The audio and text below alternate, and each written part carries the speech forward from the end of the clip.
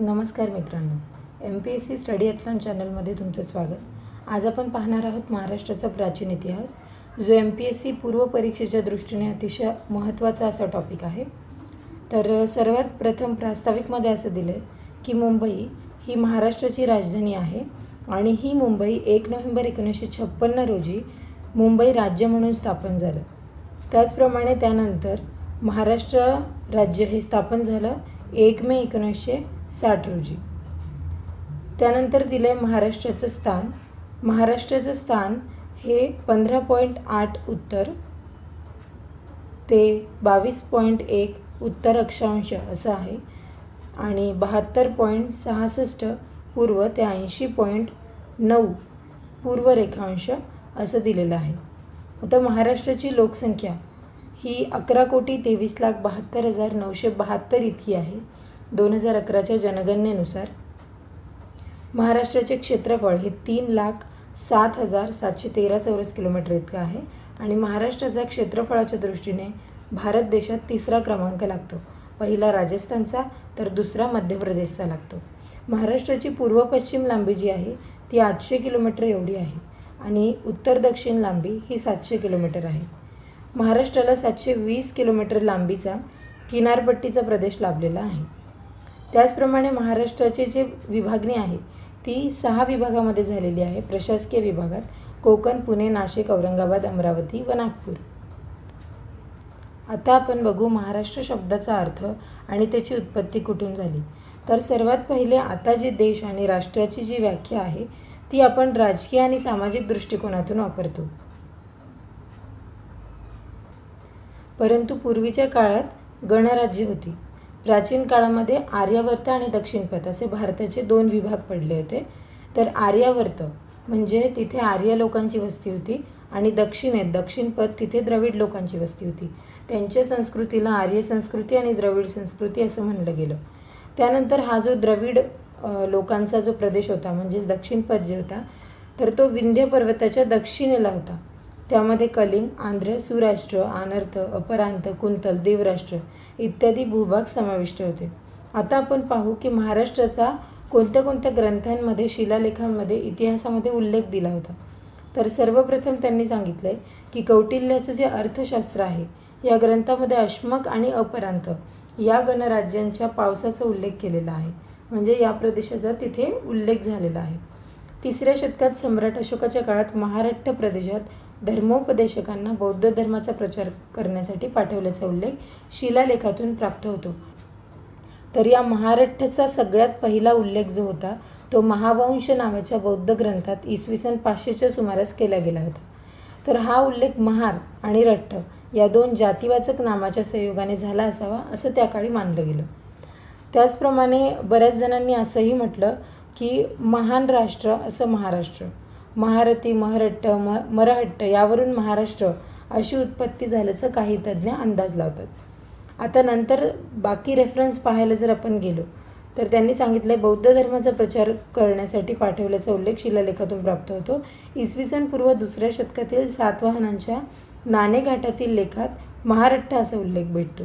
नाणेघाटातील लेखात इसवी सन पूर्व 365च्या मध्य प्रदेशातील एरन स्तंभलेखात राजा श्रीधर वर्माचा सेनापती जो होता सत्यनाग हा स्वतःला महाराष्ट्र म्हणवतो. तर हे खूप महत्त्वाचं आहे. हा जो सत्यनाग होता श्रीधर वर्माचा सेनापती तो स्वतःला महाराष्ट्री म्हणवतो. चालुक्य राजा दुसरा पुलकेशी जो होता तर त्याच्या आयहोळ प्रशस्तीमध्ये रविकीर्ती आणि महाराष्ट्राचा उल्लेख केल्याचे आढळते. तर असे काही महाराष्ट्राचे रेफरन्सेस प्राचीन इतिहासात आपल्याला पाहायला मिळतात. डॉक्टर भांडारकर जे होते त्यांनी असं मत मांडलं की रठ्ठ या शब्दाचे संस्कृत रूप जे होते ते राष्ट्रिक होते. ठीक आहे. तर जसं रठ्ठचं राष्ट्र होतं तर त्याचप्रमाणे गुर्जरांचे राष्ट्र गुर्जर राष्ट्र म्हणले गेले, शूरांचे राष्ट्र सौराष्ट्र म्हणले गेले, महारांचं राष्ट्र जे आहे ते महाराष्ट्र असं म्हटलं गेलं असं प्रतिपादन काही जणांनी केलं. तर राष्ट्रिकचे संस्कृत रूप आपण पाहिलं की राष्ट्रिक असं होतं महाराष्ट्रात. तर असा तर्क भांडारकरांनी काढला. भोजांचा जसा पुढे महाभोज झाला तसाच राष्ट्रिक हे महाराष्ट्रिक झाले आणि तो नंतर महाराष्ट्र असं नाव पडलं असं त्यांनी म्हणलं. आता हे झालं भांडारकरांचं मत. पण जे काणे होते तर त्यांनी काय मत मांडलं की महाराष्ट्र हे नाव कुठल्याही जातीवरून व वंशावरून पडले नसून ते प्रदेशाच्या विस्तारावरून पडले आहे. त्याचप्रमाणे साधारणपणे इतिहासाची विभागणी प्रागैतिहासिक, इतिहासपूर्व व ऐतिहासिक कालखंड अशा 3 भागात केली जाते. तर इतिहासाची जी विभागणी आहे ती 3 कालखंडात केली जाते: प्रागैतिहासिक, इतिहासपूर्व आणि ऐतिहासिक कालखंड. तर हा जो प्रागैतिहासिक कालखंड आहे यामध्ये अश्मयुगाचा समावेश होतो. तर आपण इथे पाहू की अश्मयुगामध्ये कोणकोणत्या महाराष्ट्राच्या क्षेत्रात मानवाची किंवा प्राचीन जी महाराष्ट्राची अवशेष आहेत ते सापडले. अश्मयुगामध्ये दिलं आहे की मानवाच्या भौतिक विकासामध्ये अश्म म्हणजेच दगडाचे खूप महत्त्व होते. दगडापासूनच नंतर त्यांनी अग्नीची उत्पत्ती केली आणि त्याद्वारे नंतर ते अवजारे, हत्यारे, निवारा यासाठी दगडांचा वापर करू लागले, म्हणून त्याला अश्मयुग म्हणले गेले. तर भारतामध्ये 1863 रॉबर्ट ब्रूस फूट या भूतत्व विद्वानाला मद्रासजवळील पल्लवरम येथे सर्वप्रथम पुराश्मयुगीन पाषाणोकरण मिळाल्यावरच अश्मयुगीन काळातही भारताची लोकवस्ती असल्याचं निश्चित झालं. म्हणजे सर्वप्रथम त्यांना पल्लवरम येथे सगळ्यात पहिले ते जे अवशेष आहे ते मिळाले अश्मयुगातले. आता अश्मयुगामध्ये पण महाराष्ट्रामध्ये अश्मयुगात मानवाची वस्ती होती असे पुरावे मिळालेले आहे. अश्मयुगातील प्रत्येक अवस्थेत महाराष्ट्राच्या भूप्रदेशात मानवाची वस्ती होती असं पण काही अवशेषावरून सापडले गेलं. मग त्यानंतर बरेच असे युग आले, जसे ताम्रपाषाण युग, त्यानंतर पुराश्मयुग, मध्याश्मयुग. तेच आपण आता पुढे बघणार आहोत की महाराष्ट्रामध्ये विविध ठिकाणी उत्खनन झालं आणि त्या उत्खननावरून अश्मयुग जे होतं तर अश्मयुगाची 3 कालखंडात विभागणी केली गेली: पुराश्मयुग, मध्याश्मयुग आणि नवाश्मयुग. तर पुराश्मयुगाचे अवशेष कोणकोणत्या क्षेत्रात पाहायला मिळाले, त्याचप्रकारे त्या लोकांची वैशिष्ट्ये काय होती ते आपण इथे बघू. तर पुराश्मयुगीन जे जीवन होतं ते मुख्यत्वे भटक्या स्वरूपाचं होतं. या काळातील मानव ऊन, थंडी, पाऊस, हिंस्र प्राणी यापासून संरक्षणासाठी नैसर्गिक गुहा व मोठ्या शिळांचा आश्रय घेत होता. या काळातील मानव कच्चे मांस व कंदमुळे खात असे. पुराश्मयुगीन मानव झाडाच्या साली व प्राण्यांच्या कातड्यांनी आपले शरीर झाकत असे. पुराश्मयुगीन म्हणजे अतिशय प्राचीन असं युग अश्मयुगाच्या सुरुवातीचं. तर त्यावेळी कोणत्याही प्रकारचा विकास त्या लोकांमध्ये झालेला नव्हता. या काळातील मानवाचे शारीरिक अवशेष उत्खननातून मिळत नाही, म्हणजे यांचे अवशेष मिळालेले नाही, परंतु काही रेफरन्सेस असे होते प्राचीन इतिहासाचे, जसे की त्यांचे चित्र किंवा असं काही गोष्टी होत्या की त्याच्यावरून त्यांचा एक अंदाज लावलेला आहे, परंतु त्यांचे ॲक्च्युअल शारीरिक अवशेष हे भेटले नाही पुराश्मयुगीन. पुराश्मयुगीन मानव शिकारीसाठी ओबडधोबड व आकाराने मोठ्या दगडांचा वापर करत असे. मग जेव्हा नंतर लाकडाचा किंवा आगीचा शोध लागला आणि जसजसं हे युग प्रगत व्हायला लागलं तसतसे हे जे हत्यारं आहे ते आपल्याला अजून तीक्ष्ण पाहायला मिळतात. पुराश्मयुगीन काळातील हत्यारे जी होती ती बेसॉल्ट, चर्ट, ॲगेट, टफ व डोलेराइट या खडकापासून बनलेली होती. त्याचप्रमाणे पुराश्मयुगीन काळातील जे अवशेष होते ते महाराष्ट्रामध्ये कुठे कुठे पाहायला मिळाले ते इथे दिलं आहे की नंदुरबार जिल्ह्यातील कुंभारपाडा व उमरस, धुळे जिल्ह्यातील भाडणे, नाशिक जिल्ह्यातील गंगापूर व अहमदनगर जिल्ह्यातील नेवासे येथून पुराश्मयुगीन अवशेष प्राप्त होतात. तर नंदुरबार, धुळे, नाशिक, अहमदनगर हे असे 4 जिल्हे होते जिथे पुराश्मयुगीन अवशेष हे पाहायला मिळाले. आता हे अवशेष कशावरून, कोणते असे अवशेष होते की ज्यावरून कळालं की ते पुराश्मयुगीन काळातले होते, तर ते होते हातकुऱ्हाडी, तासण्या, वेदण्या ह्या ज्या गोष्टी होत्या त्या उत्खननात सापडल्या. त्यानंतर येतं मध्याश्मयुग, मिझोलिथिक एज असं म्हणतात त्याला. तर आता पुराश्मयुगीनमध्ये जे हवामान होतं, जे ॲटमॉस्फिअर होतं, तर ते हळूहळू त्यामध्ये बदल होऊ लागला आणि तो बदल होऊन हवा ही उबदार बनली. त्याचप्रमाणे जे प्राणी होते, हत्तीसारखे मोठे प्राणी होते, ते नाहीसे होऊन चपळ व आकाराने लहान प्राणी हे अस्तित्वात येऊ लागले. पहिले जो दगडांनी वगैरे तो शिकार करायचा, तर आता त्यांनी सूक्ष्म अशी हत्यारे जी आहे ती बनवायला सुरू केली, सूक्ष्म आणि भूमितीजन्य. तर या सूक्ष्म आणि भूमितीजन्य आकाराची जी हत्यारे होती त्याला सूक्ष्मास्त्रे असं म्हणलं गेलं, म्हणजेच मायक्रोलिथ्स असं म्हणलं गेलं. तर सगळ्यात महत्त्वाचा पॉईंट तर हाच आहे की मध्ययुगाची वैशिष्ट्य मध्याश्मयुगाची वैशिष्ट्य जर काही असेल तर ती होती त्याची सूक्ष्मास्त्रे जी डेव्हलप झाली नवीन प्राण्यांच्या शरीर रचनेवरून किंवा त्यांच्या अस्तित्वावरून. त्यानंतर या काळातील हत्यारांमध्ये कोणकोणत्या गोष्टींचा समावेश होतो ते इथं दिलं आहे. हातकुऱ्हाडी, वेदण्या, तासण्या, तिराग्रे, टोकदार हत्यारांचा समावेश होता मध्याश्मयुगामध्ये. त्याचप्रमाणे मध्याश्मयुगाच्या शेवटच्या काळात शेतीचा शोध लागला. हा पण खूप महत्त्वाचा पॉईंट आहे. मृद भांड बनवण्याची कला या मानवाने अवगत केली. या काळातील मानव पशुपालन करू लागला. मानवाला याच काळात अग्नीचा शोध लागला. पूर्वाश्मयुगात आपण पाहिलं की मानव हा दगडाचा वापर सगळ्यात जास्त करू लागला. त्याचप्रमाणे त्यानंतर त्याने दगडाच्या सहाय्याने अग्नीचा शोध लावला. या काळातील हत्यारे जी होती ती जस्पर, चर्ट, एगट अशा दगडांची बनवली जाऊ लागली. तर हे काही दगडं होते ज्यामुळे हत्यारे हे बनवली जाऊ लागली. Jasper, chert, agate. त्यानंतर शिकारीसाठी व संरक्षणाच्या सामूहिक भावनेतून हा मानव टोळी करू लागला. गाय, बैल, म्हैस, घोडा, शेळी, मेंढी यांची शिकारही केली जाऊ लागली. आणि मध्याश्मयुगामध्ये आपण म्हणू शकतो एक प्रथा किंवा परंपरा असल्याचं आपल्याला पाहायला मिळतं. त्यावरून असं कळतं की त्या लोकांचा मरणोत्तर जीवनावर हा विश्वास होता. कारण पुरलेल्या मृताजवळ काही दैनंदिन वापरातील भांडी व हत्यारेही सापडली. त्यामुळे या मानवांचा, मध्याश्मयुगीन मानवाचा म्हणजे नवीन जन्मावर किंवा मरणोत्तर जीवनावर हा विश्वास असल्याचं पाहायला मिळतं. आता महाराष्ट्रामध्ये नेवासे, नांदेड, जळगाव आणि गोदावरी नदीच्या खोऱ्यात ही हत्यारे सापडली. म्हणजेच मध्याश्मयुगातील अवशेष सापडल्याचं आपल्याला पाहायला मिळतं. मध्याश्मयुगानंतर येतं नवाश्मयुग म्हणजे निओलिथिक एज. तर यामधली कोणकोणती वैशिष्ट्ये होती? सर्वप्रथम तर आता सगळ्यात पहिले पुराश्मयुगीनमध्ये दगडाचा वापर माणसाने केला. मध्याश्मयुगामध्ये त्यांनी दगडापासून अग्नीचा निर्मिती केली मध्याश्मयुगाच्या शेवटी. नंतर आता नवाश्मयुगामध्ये तो काय करू लागला की हळूहळू त्या अग्नीचा उपयोग करू लागला. त्यानंतर दगडी नांगराद्वारे शेती करण्याचे तंत्र त्याने अवगत केले आणि शेतीसाठी तो अजून उपयुक्त अवजारांची निर्मिती ही हळूहळू करू लागला. त्याचप्रमाणे मृद भांड्यांचा वापर मोठ्या प्रमाणात तो सुरू केला त्याने. कुंभाराच्या चाकाचा शोध लागल्याने या काळातील मानवाला जीवन गतिमान बनले. शेतीमुळे मनुष्य जीवनास स्थैर्य प्राप्त झाले. म्हणजे तो एका ठिकाणी शेतीच्या निमित्ताने राहू लागला, समूह करून राहू लागला, म्हणून गावाची निर्मिती व्हायला सुरू झाली. झाडाच्या साली व कातडी वस्त्रांबरोबर कापसाद्वारे आणि लोकरीद्वारे कापड विणण्याचे ज्ञान या काळातील मानवाला झाले. या काळातील घरे लाकडाची, दगड, मातीची बनली. झोपडी बांधूनही लोक राहत होते. खेड्यातील घरे बांधण्याने अवशेष येथे प्राप्त होते. या काळातील मानव हे मूर्तीपूजक होते. म्हणजे जे काही नवाश्मयुगातील मानव होते ते अतिशय प्रगत आपल्याला पाहायला मिळतात. कार्बन 14 पद्धती. आता ही कार्बन 14 जी पद्धती आहे तर ती कशासाठी यूज होती? तर एखादा अवशेष जो आहे तो किती वर्ष जुना आहे किंवा त्याची लाईफस्पॅन काय आहे ते ओळखण्यासाठी. पुरातत्वीय पुराव्यांचे कालमापन करण्यासाठी या पद्धतीचा वापर होतो. पुराव्यांचे कालमापन करण्यासाठी ही जी पद्धती आहे ही F.W. लिबी यांनी 1949 साली शोधून काढली व 1960 साली परिपूर्ण केली. या कामाबद्दल त्यांना रसायनशास्त्राचे नोबेल पारितोषिक देण्यात आले. तर हे जे लिबी होते त्यांना नोबेल पुरस्कार भेटला कार्बन 14 पद्धतीमुळे. आता त्यांनी सांगितले की प्रत्येक सजीव, मानव, वनस्पती, प्राणी जिवंत असेपर्यंत कार्बन डायऑक्साईडद्वारे कार्बन 14 शरीरात घेत असतो. सर्व सजीवांमध्ये कार्बन 14चे प्रमाण एकच असते आणि मृत्यूनंतर सर्व सजीवांच्या अवशेषातून कार्बन 14 एकच प्रमाणात बाहेर पडते.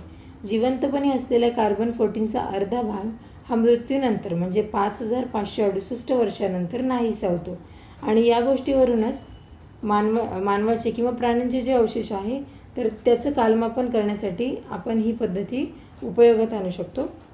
या कालावधीला कार्बन 14चे अर्धे आयुष्य म्हणतात. 5568 वर्ष जे आहे ते म्हणजे कार्बन 14चे अर्धे आयुष्य. या पद्धतीनुसार आधुनिक काळातील कार्बनच्या किरणोत्सर्जनाशी मृत प्राण्यांच्या किरणोत्सर्जनाशी तुलना केली असता प्राण्यांचा मृत्यू केव्हा झाला हे ठरवता येते. तर हा सगळ्यात मोठा उपयोग आहे कार्बन 14 पद्धतीचा की प्राण्याचा मृत्यू केव्हा झाला हे ठरवता येते. सिंधू संस्कृती सर्वात पहिले आपण प्रस्तावनेमध्ये पाहिलं, त्यानंतर पाहिलं की जे रेफरन्सेस आहे महाराष्ट्राचे ते वेगवेगळ्या गोष्टींमधून घेण्यात आले. की सुरुवातीला गणराज्य होती, आर्यावर्त आणि दक्षिणपथ. तर आर्यावर्तामध्ये आर्यांची वस्ती होती कारण तिथे आर्य संस्कृती होती. परंतु आर्य संस्कृतीच्या आधीही एक संस्कृती होती जी सर्वात जुनी अशी पुरातत्व आहे ती म्हणजे सिंधू संस्कृती. तर हिचा कालखंड जो होता तो इसवी पूर्व 2500 ते इसवी पूर्व 1700 इतका होता. सुमारे 5000 वर्षापूर्वी जगातील प्रमुख 4 नद्यांच्या काठी मानवी संस्कृती निर्माण झाली.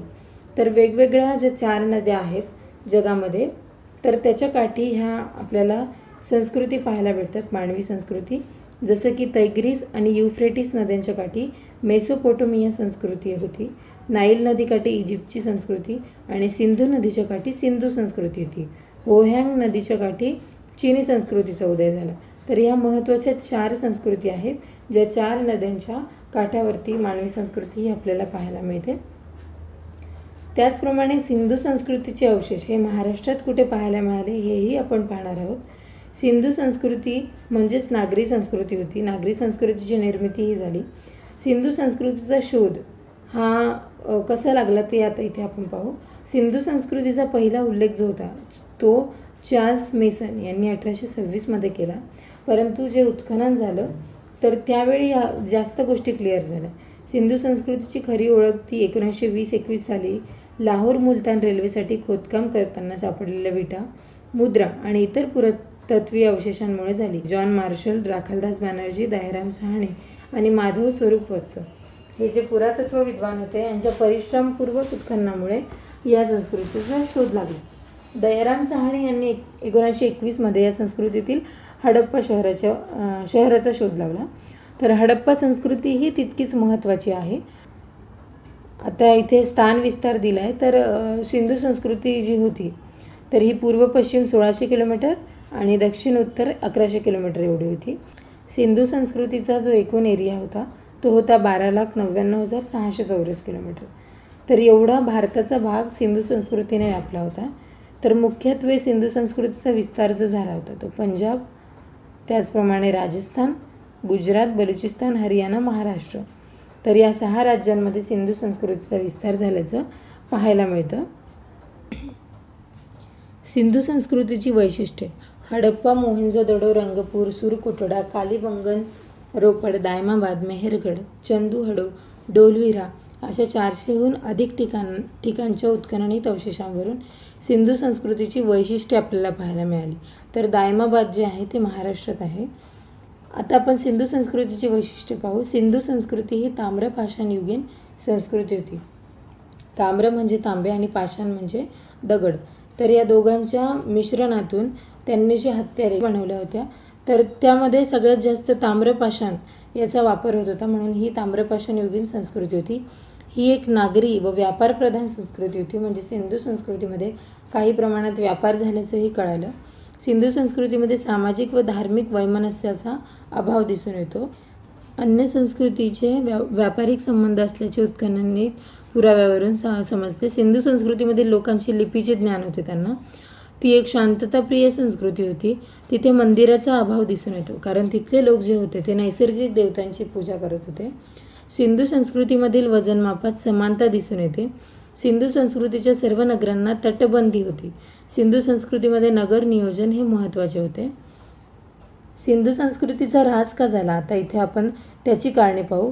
तर काही जण म्हणतात की हवामानातील बदल, सिंधू नदीच्या प्रवाहाच्या दिशेत बदल, सततचा दुष्काळ यामुळे लोकांनी स्थलांतर केले असावे असं त्यांनी म्हणलं आहे. त्याचप्रमाणे काहींनी असं म्हणलं आहे की जे आर्य लोक होते तर आर्यांच्या आक्रमणामुळे किंवा मंदीमुळे, भूकंपासारख्या नैसर्गिक आपत्तीमुळे ही संस्कृती नष्ट झाली. तर ही संस्कृती नष्ट झाली ती इसवी पूर्व 1750 दरम्यान असं इतिहासकारांनी नोंदवलं आहे. सिंधू संस्कृतीनंतर आपण पाहू की ताम्रपाषाण युग. आपल्याला माहिती आहे की सिंधू संस्कृती ही ताम्रपाषाण युगीन संस्कृती होती आणि सिंधू संस्कृतीनंतरच आपल्याला ताम्रपाषाण युग हे पाहायला मिळतं. सिंधू संस्कृतीच्या उत्तर काळात महाराष्ट्रातील काही भागात तांब्याचा वापर करून कृषीप्रधान संस्कृती या निर्माण झाल्या. या काळातील अवजारे आणि हत्यारे ही ताम्र, तांबे व पाषाणांच्या संयुक्त वापराने बनवलेली असल्याने या काळाला ताम्रपाषाण युग असे म्हणतात. तर हे सर्वात मोठं कारण आहे की त्याला ताम्रपाषाण युग का म्हणतात, कारण तांबे आणि जे पाषाण होतं यांच्या संयुक्त वापराने ही हत्यारे तिथले लोक बनवत होते, मग ते शेतीसाठी असो की शिकारीसाठी. आता महाराष्ट्रामध्ये ही जी ताम्रपाषाण स्थळे किंवा कालखंड आहे ते कुठे कुठे झाला हे इथं सांगितलं आहे. प्रकाशे, नेवासे, चांदोली, सोनगाव, टेकवडा, सावळधा, दायमाबाद, बहाळ तर ही काही ठिकाणी आहे जिथे महाराष्ट्रामध्ये ताम्रपाषाण संस्कृतीचे अवशेष जे आहे ते प्राप्त झाले. याचा कालखंड होता इसवी सन पूर्व 2200 ते इसवी सन पूर्व 1000 असा हा ताम्रपाषाण युगाचा कालखंड होता. ताम्रपाषाण युगीन जो कालखंड होता तर या ताम्रपाषाण युगीन स्थळांचे संस्कृती म्हणून वर्गीकरण त्या पुरातत्व विद्वानांनी केले. सावळदा संस्कृती, उत्तर सिंधू, दायमाबाद, माळवा व जोर्वे संस्कृती असे वर्गीकरण केले. आता ताम्रपाषाण युगाची काय वैशिष्ट्ये होती ते आपण पाहू. ताम्रपाषाण युगामधली जी ग्रहरचना होती ती उत्कृष्ट आणि योजनाबद्ध होती.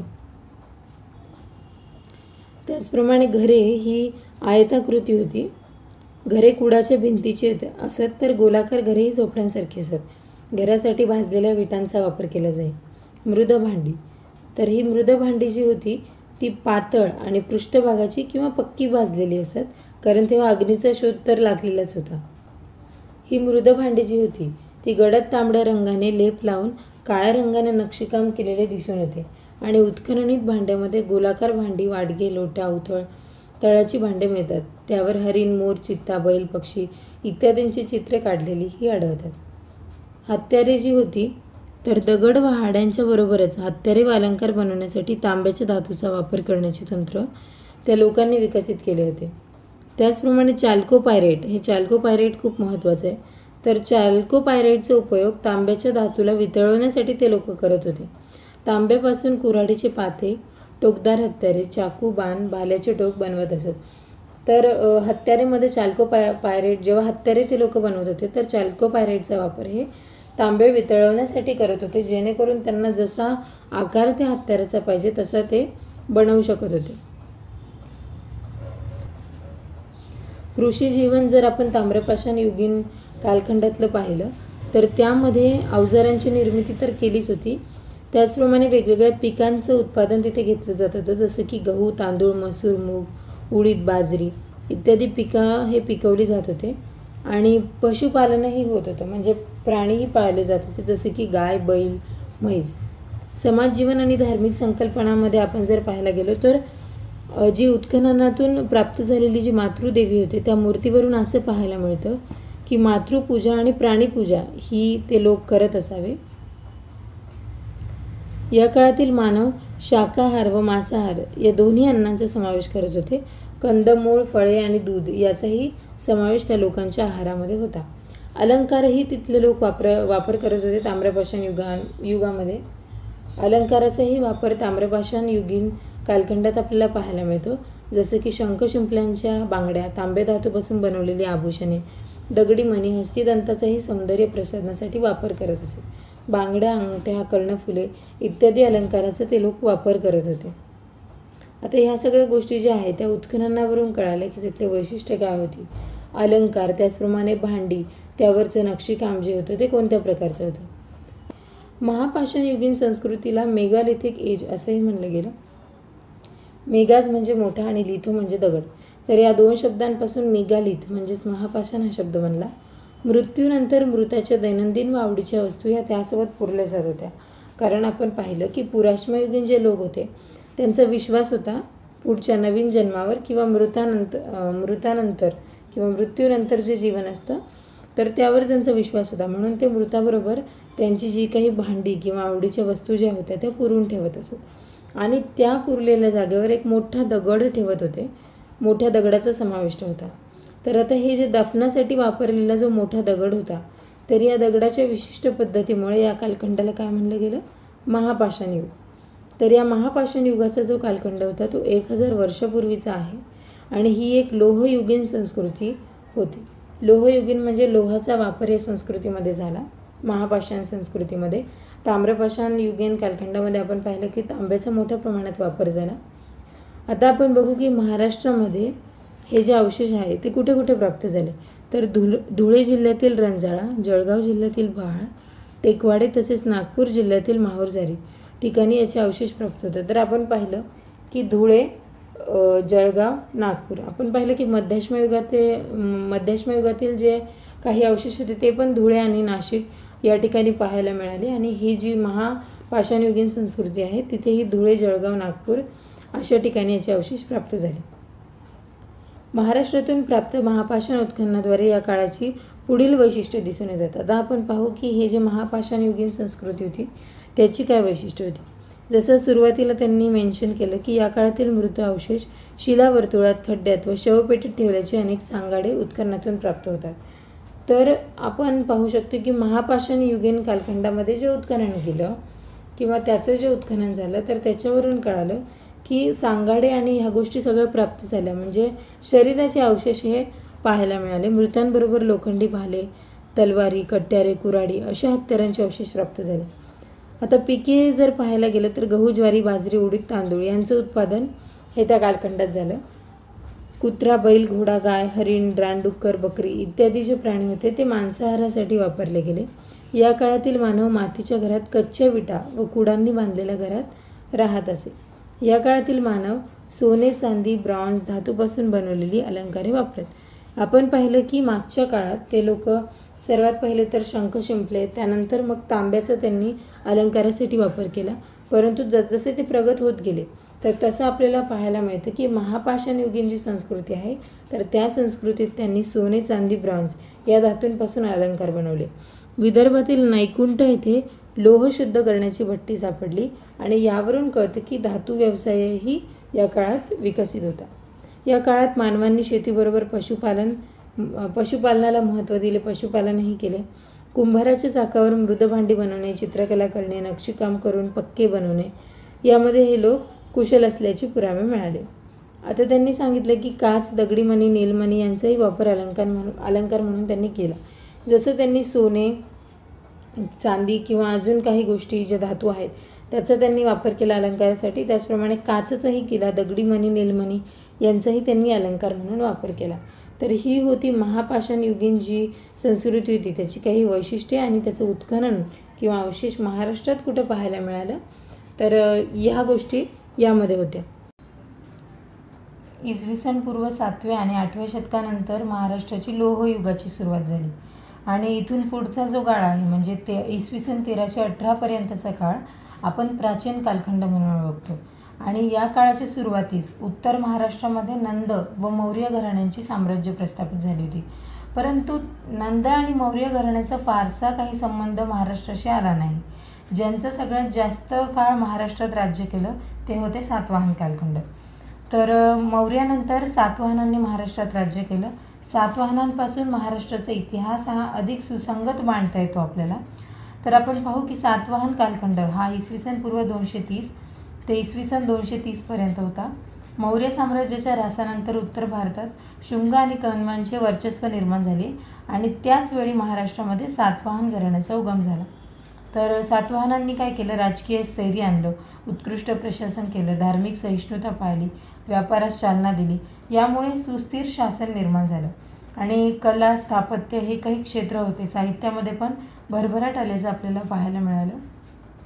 सातवाहनांच्या 30 राजांनी या महाराष्ट्रावर राज्य केलं, जवळजवळ 460 वर्ष राज्य केलं.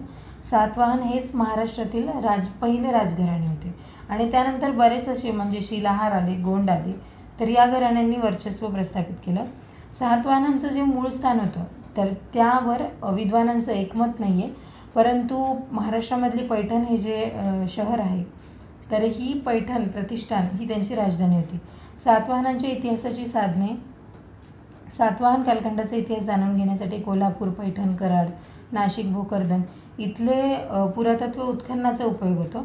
तसेच उत्खननातून जे सापडलेले नाणे आहेत त्यांच्यावरूनही त्यांचा इतिहास समजण्यास मदत होते. त्याचप्रमाणे जे काही ग्रंथ आहेत, गुणाढ्याची बृहत कथा, राजा हाल यांचा गाथा सप्तशती तर इत्यादी जे साहित्य आहे यामधून आणि परकीय प्रवासी जे त्या काळात त्यांनी भेट दिली महाराष्ट्रामध्ये सातवाहन राजांना तर त्यांच्या प्रवास वर्णनावरूनही सातवाहनांची माहिती मिळते. आता सातवाहन राजवंशामधले प्रमुख राजे कोणते होते?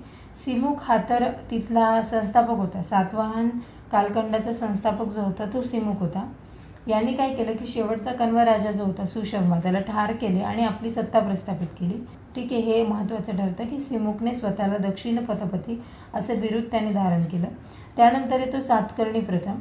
तर राजा सिमुक नंतर त्याचा जो लहान भाऊ होता सातकर्णी प्रथम त्यालाच कृष्ण असं म्हणलं गेलं, तो गादीवर आला. त्याने जवळजवळ 18 वर्ष राज्य केलं. त्यानंतर सातकर्णी प्रथम आणि त्याची राणी नागनिका यांची प्रतिमा जुन्नरच्या नाणेघाट प्रतिमा मालिकेत कोरल्याचे पुरावे मिळतात. जुन्नरचा जो नाणेघाट आहे त्यामध्ये सगळ्यात जास्त अवशेष हे सातवाहन कालखंडातील आपल्याला पाहायला मिळतात. हा सातकर्णी प्रथम जो होता हा मुत्सद्दी राजा होता. त्याने कलिंग नरेश खारवेलचा पराभव केल्याचं आहे. हा वैदिक धर्माचा कट्टर पुरस्कर्ता होता.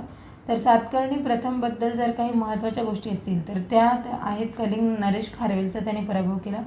तो वैदिक धर्माचा कट्टर पुरस्कर्ता होता. त्याने 2 अश्वमेध आणि 1 राजसूय यज्ञ केला. प्रथम सातकर्णीच्या शौर्यामुळे या राजवंशातील सर्व राजे आपल्या नावासमोर सातवाहन असा शब्दप्रयोग करू लागले. सातकर्णी असं करू लागले म्हणजे हाच राजा होता ज्यामुळे जे काही सातवाहन कालखंडातील राजे होते त्यांनी त्यांच्या नावासमोर सातकर्णी असं लावलं. ठीक आहे. त्यानंतर येतो राजा हाल. तर राजा हाल याचं योगदान जे आहे ते वाङ्मय क्षेत्रात सगळ्यात मोठं आपल्याला पाहायला मिळतं. कारण गाथा सप्तशती हा प्राकृत काव्यसंग्रह त्यांनी रचला राजा हाल. तर राजा हालबद्दल हेच महत्त्वाचं आहे की त्याने गाथा सप्तशती हा ग्रंथ रचला. त्यानंतर येतो गौतमीपुत्र सातकर्णी. तर गौतमीपुत्र सातकर्णीबद्दल महत्त्वाचं जर काही आहे असेल तर त्याने स्वतःच्या नावापूर्वी आईचा आवर्जून उल्लेख केलेला दिसतो. गौतमीपुत्र सातकर्णीने सातवाहन सत्तेचे पुनरुज्जीवन केले. कारण जेव्हा गाथा सप्तशती ग्रंथ जो हाल याने लिहिला तर त्याच्या काळात एवढी प्रगती झाली नाही, म्हणून गौतमीपूर्ण सातकर्णीने सत्तेचे पुनरुज्जीवन केले. त्याने जी त्याची आई होती तर तिने त्याच्या मुलाचं वर्णन असं केलं की त्रिसमुद्रतोय पीतवाहन म्हणजे ज्याचे घोडे तिन्ही समुद्राचे पाणी प्यायले आहे असं त्याच्या आईने तिचं गौतमीपुत्र सातकर्णीच्या आईने त्याचं वर्णन त्रिसमुद्रतोय पीतवाहन म्हणजे ज्याचे घोडे तिन्ही समुद्राचे पाणी प्यायले आहेत असे केले. याने शक, पल्लव, यवन यांचा पराभव केला आणि क्षत्रप राजा नहपानचा पराभव करून सातवाहनांची प्रतिष्ठा त्याने वाढवली. तर गौतमीपुत्र सातकर्णी जो होता तर त्याचा उल्लेख त्रिसमुद्रतोय पीतवाहनाचा होता. त्याने त्याच्या नावासमोर आईचं नाव लावलं होतं. यज्ञश्री सातकर्णी हा सातवाहन घराण्यातला शेवटचा मोठा राजा होता. शकांनी यापूर्वी जिंकून घेतलेला प्रदेश त्याने परत जिंकून घेतला आणि साम्राज्य वाढवले. तर याचं जे या यज्ञश्री सातकर्णीच्या काळातील वैशिष्ट्य जे आहे तर ते आहे जहाजाचे चित्र असलेल्या त्याच्या काही नाण्यांवरून त्याच्या आरमार व व्यापाराविषयी माहिती मिळते. मग नंतर सातवाहन कालाचा हळूहळू ऱ्हास होत गेला. त्याची कारणे अशी होती की शकांची आक्रमणे, सततची युद्धे, विशाल साम्राज्य, दुर्बल वारसदार यामुळे सातवाहन कालखंडाचा ऱ्हास झाल्यानंतर सातवाहन काळातली जी आर्थिक स्थिती होती तर ती आपण पाहू की शेतीमध्ये आपण जर पाहिलं तर महाराष्ट्राचा इतिहास हा अधिक समृद्ध आपल्याला पाहायला मिळतो. उत्पादनाचा 1/10 जो भाग आहे तो भूमिकर म्हणून राजाला द्यावा लागत होता. शेतीस पाणीपुरवठा करण्यासाठी तलाव, कालवे, विहिरी खोदल्या जात. बृहत संहितामध्ये खरीप व रब्बी पिकांचा उल्लेख केला जातो. बृहत संहिता हा जो ग्रंथ आहे तो सातवाहनांच्या कालखंडातला आहे आणि त्या ग्रंथामध्ये खरीप आणि रब्बी पिकांचा उल्लेख आहे. म्हणजे नक्कीच त्यावेळच्या शेतीच्या काळात खरीप आणि रब्बी पिकेही घेतली जात होती. शेतीबरोबरच पशुपालनही केले गेल्याचं त्या कालखंडात पाहायला मिळाले. उद्योगधंद्यांमध्ये त्यांनी सांगितलं की सोने, चांदी, पितळ, लोखंड, तांबे या धातूंचा दागिने, मूर्ती, कृषी अवजारे, घरगुती वस्तू बनवण्यासाठी वापर केला जात होता. त्याचप्रमाणे परकीय व्यापारही चालत होता. वस्त्रोद्योग हा सगळ्यात मोठा त्यावेळेचा उद्योग होता. त्यामध्ये मलमली, रेशम असे वस्त्रांचे उत्पादन या काळात घेतले जात होते. म्हणजे परकीय व्यापारही चालत होता. शेती आणि काही प्रमाणात वस्त्रोद्योग हेही त्यावेळी अधिक प्रगत होते. आता आर्थिक स्थितीनंतर आपण पाहू धार्मिक स्थिती. तर सातवाहन राजे जे होते ते वैदिक धर्माचे अनुयायी आणि पुरस्कर्ते आपल्याला पाहायला मिळतात. यांनी अश्वमेध, राजसूय यज्ञ करून यज्ञ परंपरेचे पुनरुज्जीवन केले. सूर्यपूजा, यक्षपूजा, मातृदेवता पूजा अशा वेगवेगळ्या देवतांना ते पूजत होते. वैदिक संस्कृतीबरोबरच त्यांनी शैव आणि वैष्णव धर्म जे होते त्या धर्माबरोबर बौद्ध धर्माचा विकासही झाल्याचा दिसून येतो. बौद्ध भिक्षूंसाठी त्यांनी अनेक विहार व स्तूप बांधून त्यांच्या उदरनिर्वाहाची व्यवस्था सातवाहन कालखंडामधल्या राजांनी केली. सातवाहनकालीन सामाजिक परिस्थिती जर आपण पाहायला गेलो तर तिथं वर्णव्यवस्था होती.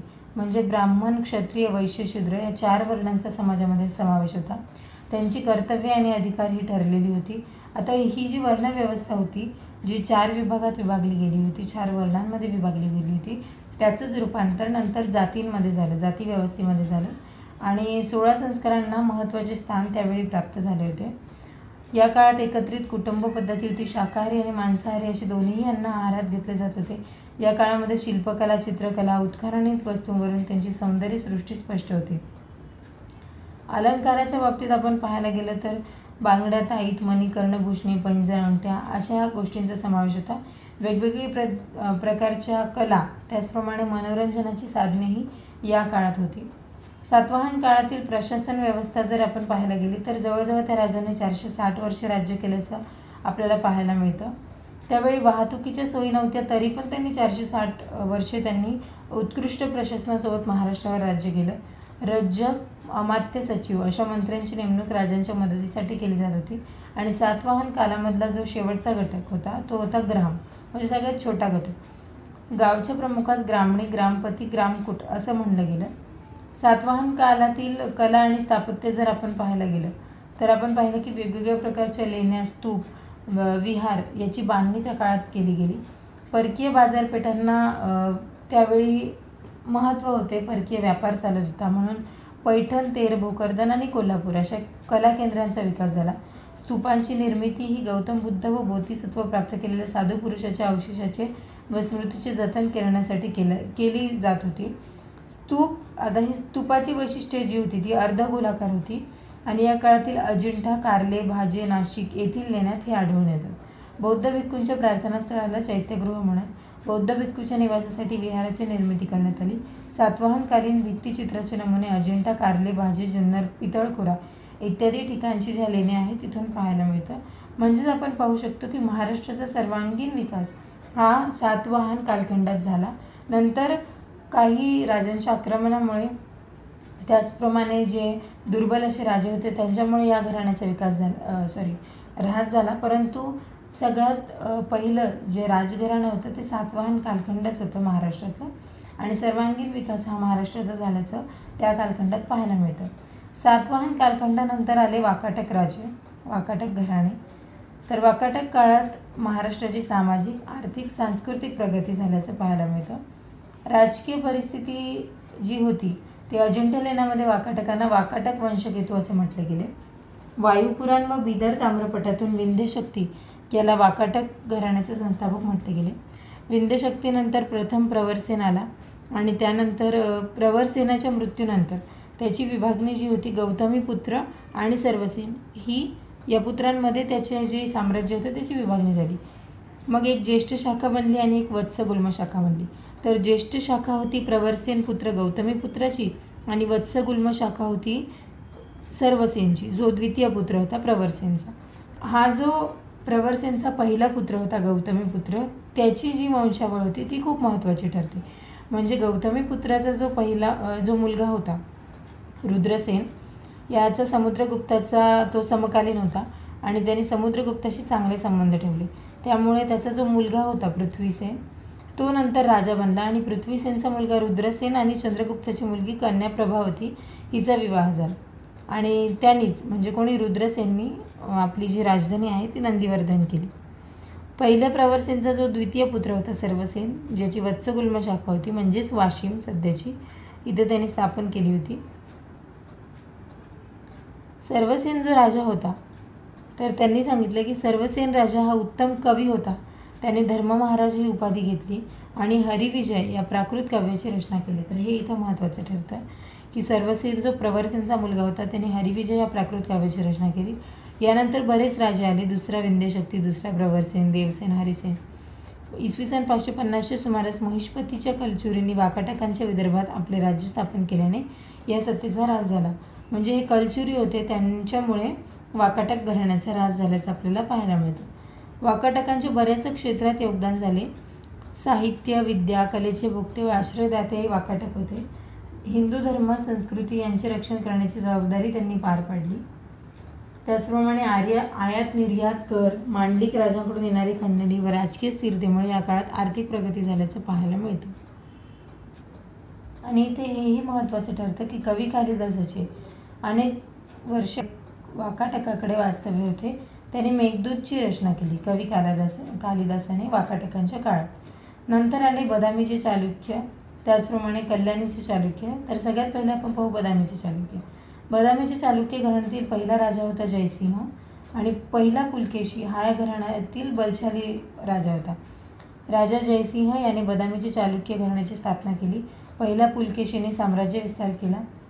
कीर्तिवर्मन हाही एक पराक्रमी राजा होता. त्यानंतर त्यांनी सांगितलं की दुसरा पुलकेशी हा पण या घराण्यातील सर्वात पराक्रमी व बलशाली राजा होता. वारसा हक्काकरता राजकीय अस्थिरता निर्माण झाली होती, परंतु दुसऱ्या पुलकेशीने सामंत व मांडलिक राजांवर पकड निर्माण केली.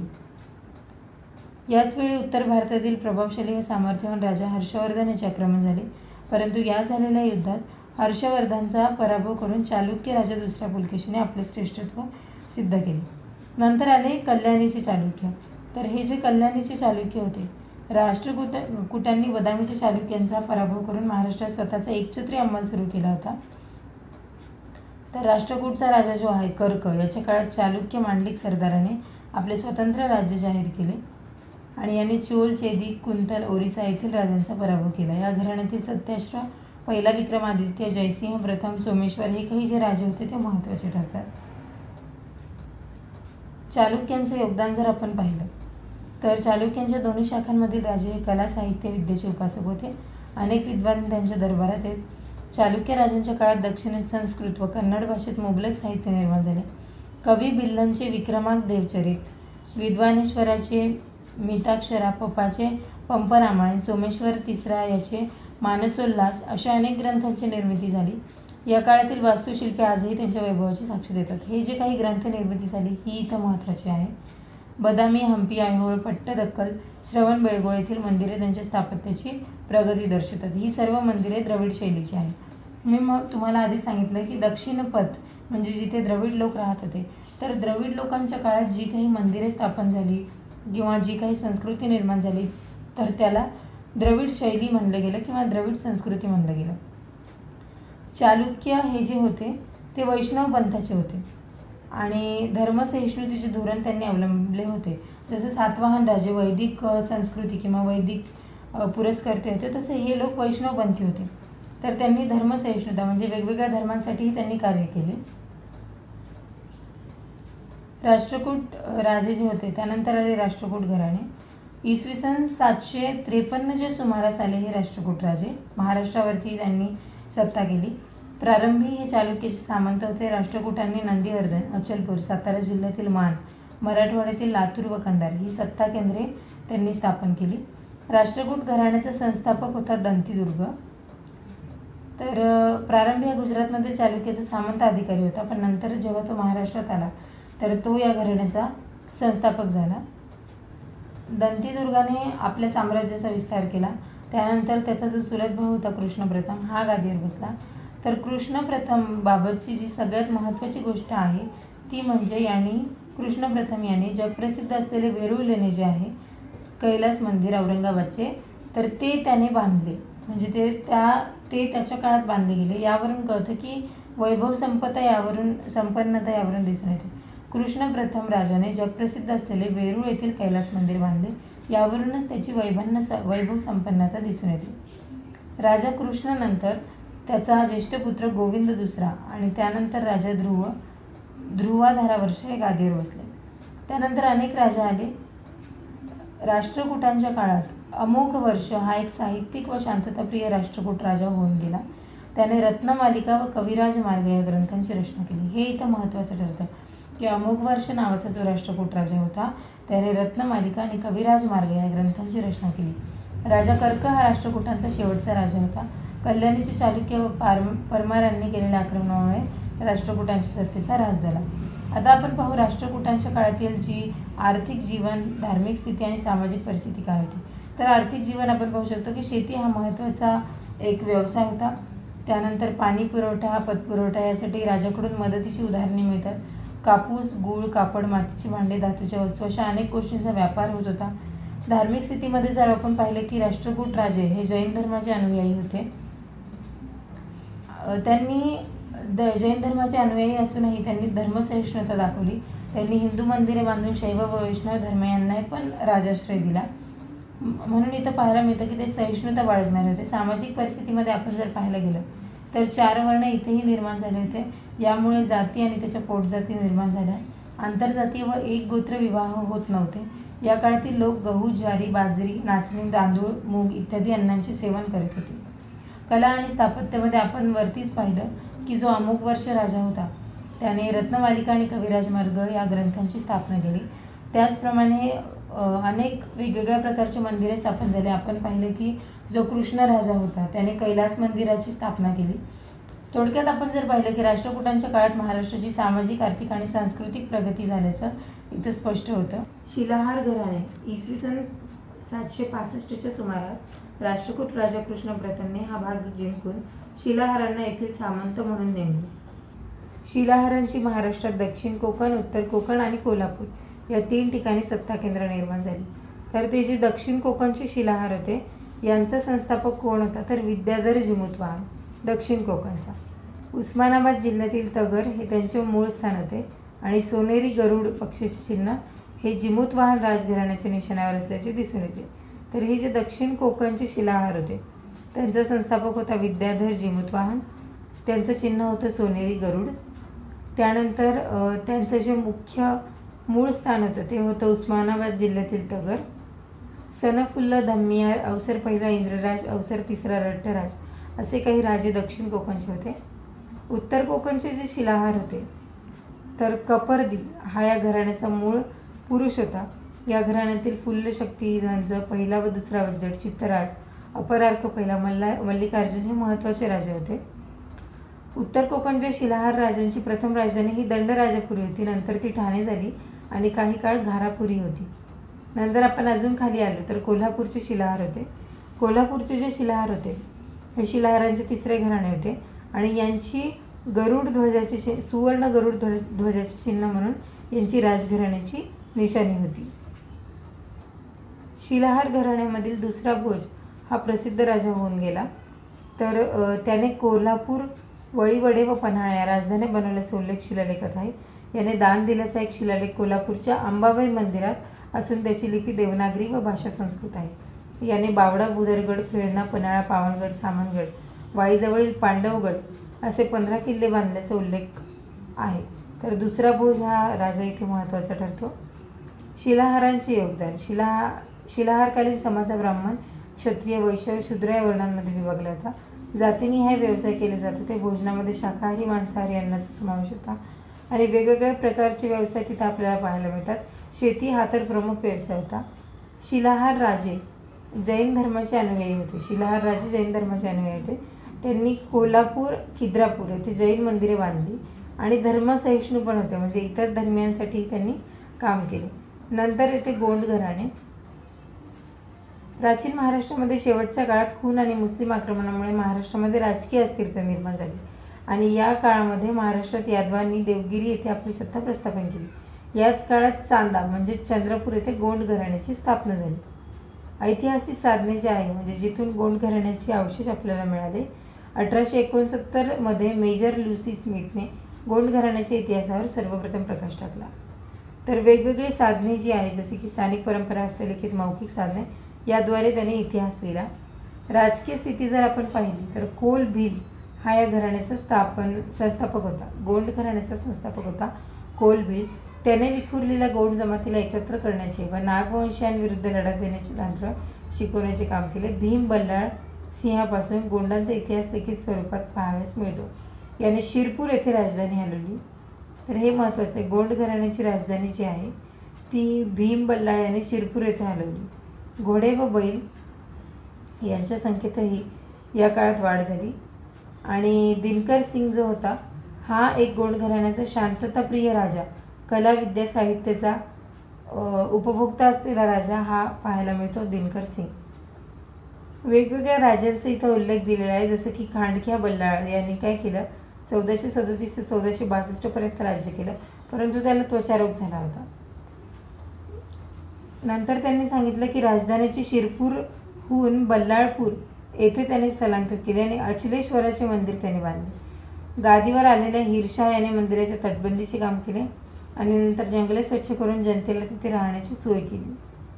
नीलकंठ शहाच्या काळात चांदा प्रांतावर रघुजी भोसलेंचे आक्रमण झाले व त्याला रघुजी भोसल्यांनी कैद केले. कैदेतच त्यांचा मृत्यू झाला आणि नागपूरच्या रघुजी भोसलेच्या प्रदेशात हा जो गोंड घराणे होता हा भाग समाविष्ट झाला.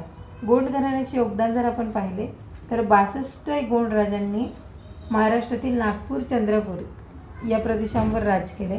गोंड राजे हे कला, साहित्य व विद्येचे भक्त होते. त्यांनी आदिवासी जमाती लोकांना संघटित केले. त्यांना लष्करी प्रशिक्षण दिले, त्यांचा विकास घडून आला. एकंदरीत आदिवासी समाजाला इतिहासात त्यांनी स्थान मिळवून दिले. हे महत्त्वपूर्ण कार्य गोंड घराण्यांनी केले.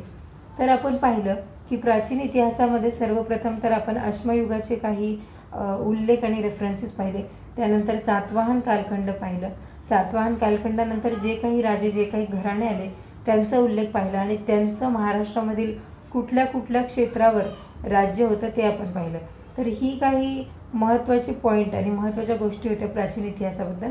अजून आपण पुढे मध्ययुगीन इतिहास पाहणार आहोत आणि त्यानंतर आपण आधुनिक इतिहास सुरू करणार आहोत.